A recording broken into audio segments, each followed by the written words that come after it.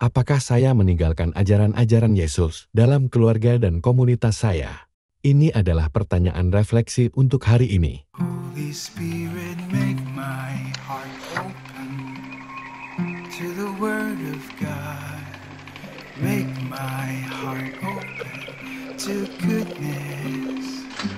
Make my heart open to the beauty of God every day. Amen.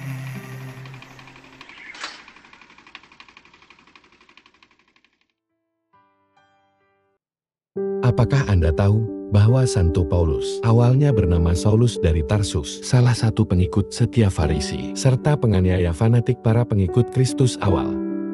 Santo Paulus, mereka melihat pengikut Yesus sebagai ancaman terhadap tradisi Yahudi dan secara aktif berusaha menjebloskan mereka ke penjara. Saulus hadir saat Stefanus dihukum pancung, martir Kristen pertama. Di jalan ke Damaskus, dia mendapati terang yang menyilaukan dan mendengar Yesus berkata, "Saulus, Saulus, mengapa kamu menganiaya aku?" Pertemuan yang mengubah hidup ini membuatnya buta dan terguncang. 3 hari kemudian, seorang murid bernama Ananias diarahkan oleh Tuhan. Saul dipulihkan penglihatannya dan dibaptis, menandai awal pertobatannya. Sekarang dikenal sebagai Paulus, ia menjadi rasul yang bersemangat menyebarkan Injil di seluruh kekaisaran Romawi. Surat-suratnya diisi dengan ajaran teologis dan moral, mendirikan dasar bagi banyak doktrin Kristen. Perubahan Paulus dari penganiaya menjadi rasul. Ini adalah bukti kuat dari dampak perubahan hidup yang luar biasa, menyaksikan Kristus dan luasnya kasih karunia Tuhan. Temuan arkeologis mengkonfirmasi peristiwa penting dalam kisah Paulus. Inskripsi Galio sejalan dengan perjanjian dan mengkonfirmasi prokonsul Galio. Bema di Korintus cocok dengan lokasi persidangan Paulus, sementara prasasti Sergius Paulus di Siprus. Pesan singkatnya, temuan ini bersama dengan batu Pilatus dan kolam Bethesda memperkuat akurasi sejarah Alkitab, menjalin Alkitab dengan bukti sejarah, dan kita mengikutinya dengan semangat dan ketaatan seperti Santo Paulus. Dalam Injil hari ini, Yesus mengundang kita untuk taat pada ajarannya, menjadi taat kepada Tuhan. Ajaran Yesus, kunci hidup damai dan bahagia adalah dengan mengucapkan Tuhan memberkati. Dalam Injil hari ini, Yesus memanggil kita untuk taat pada ajarannya sebagai tanda cinta kita padanya. Dia berjanji, mereka yang menjaga janjinya, mereka akan merasakan cinta Bapa dan kehadirannya yang abadi.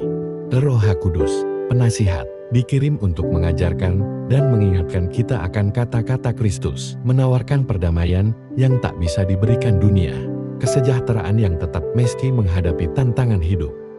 Untuk keluarga dan masyarakat, ini adalah panggilan untuk taat, berarti menjalankan ajaran Kristus dalam interaksi sehari-hari, memilih sabar daripada marah, memaafkan lebih baik daripada menyimpan dendam, dan kerendahan hati atas keangkuhan. Roh Kudus, suara lembut yang membimbing kita kembali ke cinta Tuhan ketika konflik muncul, membawa damai dikala terjadi kekacauan, dan harapan di saat putus asa.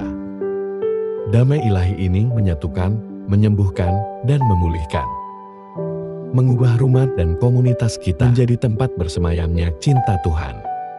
Saat kita melewati badai kehidupan sehari-hari, mari kita undang Roh Kudus untuk tinggal dalam diri kita, menunjuki pikiran kita, dan menyembuhkan hati kita. Hari ini, marilah kita berkomitmen untuk menjaga janji Kristus, membiarkan kasih-Nya berkuasa di hati kita, rumah kita, dan semua hubungan kita.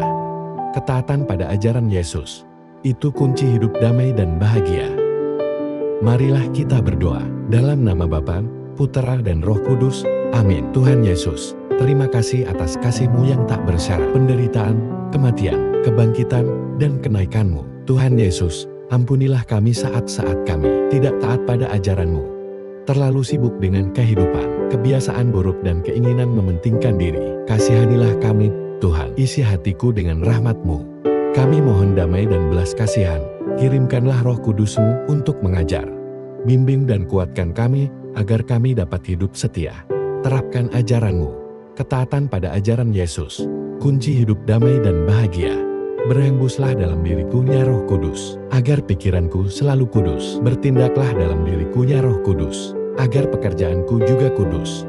Pikatlah hatiku, ya Roh Kudus, agar aku mencintai hanya yang kudus. Kuatkanlah aku, ya Roh Kudus, agar aku memperjuangkan segala yang kudus. Amin. Dalam nama Bapa dan Putra dan Roh Kudus. Amin. Tuhan memberkati keluarga saudara dan saudari. Tuhan memberkati Gereja Katolik kita dan Couples for Christ.